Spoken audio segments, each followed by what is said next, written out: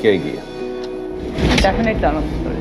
আজ আমার সাথে যিনি অতিথি তিনি একজন সুপারস্টার বর্ষা। আপনি একজন সুপারস্টার, সত্যি না মিথ্যা? আপনার কি কোনো সন্দেহ আছে? আমার প্রশ্ন, অফকোর্স আপনি সুপারস্টার না, আপনি স্টার। স্টার, আমি আকাশের তারার সাথে আমাকে আমি তুলনা করেছি। আর আপনার স্বামী অনন্ত জলিল তিনি সুপারস্টার না স্টার? Mega star. মেগা স্টারের ইয়ে কি ব্যাখ্যা কি আপনার? অনেক অনেক অনেক বড়।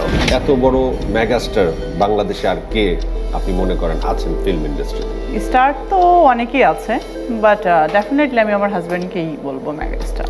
কি কি কারণে আপনি আপনার হাজবেন্ডকে মেগা স্টার বলবেন? প্রথমত আমার হাজব্যান্ড, দ্বিতীয়ত আমার সন্তানের বাবা। পার্সোনালি অবশ্যই প্রত্যেকটি স্ত্রীর কাছে তার স্বামী মেগা স্টার, কিন্তু চিত্রনায়ক অনন্ত জলিল কেন মেগা স্টার সেটা আপনাকে জিজ্ঞেস করছি। Because he is a hero, super hero, that's why. Super hero, তাহলে শাকিব খান কি? সেও একজন হিরো, সুপার হিরো। দুজনেই সমান? নাও কে এগিয়ে? ডেফিনেটলি আনন্দ করি।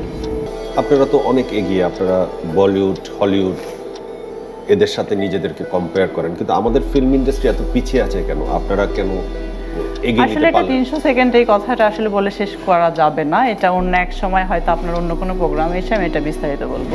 আপনার চোখে এই ইন্ডাস্ট্রির সবচেয়ে সেরা নায়িকা কে? ববিতা ম্যামকে এখনো দেখলে মনে হয় wow, she is a heroine. মানে ফারুক স্যারকে দেখলে মনে হয় হি ইজ আ হিরো। মানে হিরো হিরোইন বুড়া হয়ে যায়, বাট তাদের দেখলে মনে হবে যে ওনারা একজন মানে আর্টিস্ট। কিন্তু এখনকার জেনারেশনের আমার কাছে খুব একটা ভালো লাগে না ওই রকম। আপনাকে তো আপনার ভালো লাগে। সেটা তো আমি আমার কথা তো আপনি জিজ্ঞেস করেননি। একই প্রশ্ন যদি অভিনয়ের ক্ষেত্রে করি? ওই রকম না, আমার কারোর ছবি আসলে ওইভাবে দেখাও হয় না। কেন দেখেন না? এই উদাসীনতা কেন? কারণ সমসাময়িক শিল্পীদের ছবি না দেখা তাদের প্রতি এক ধরনের আমি তাচ্ছিল্য খুব কি? কম ছবি দেখি আসলে, খুব একটা ছবি দেখাও হয় না। আর বিগত 5 বছর ধরেন খুব একটা মিডিয়ার সাথে অ্যাটাচ ছিলামও না। আমার বিজনেস, আমার ফ্যামিলি, আমার বেবিদের নিয়ে আসলে খুব ব্যস্ত। সো এর মধ্যে অনেক কিছু হয়ে গেছে, সেইভাবে আসলে সময় করা হয়নি কারোর জন্য। আপনার বাচ্চা ভবিষ্যতে যদি নায়ক বা নায়িকা হতে চায় আপনি হতে দেবেন? তারা তো এটা চাবে না। কেন চাবে না? চাবে না।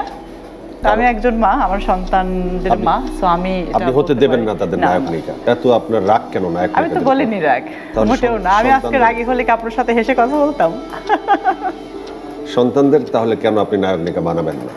না, একদম প্রমিস? প্রমিস।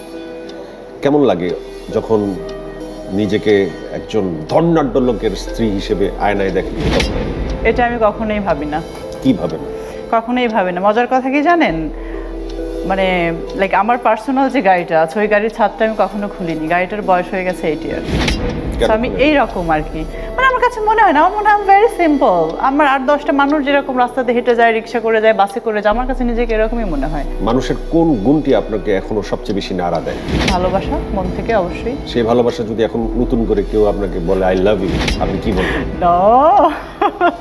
ভালোবাসা তো অনেক রকম আছে জয় ভাইয়া, কারণ আমিও আপনাকে ভালোবাসি।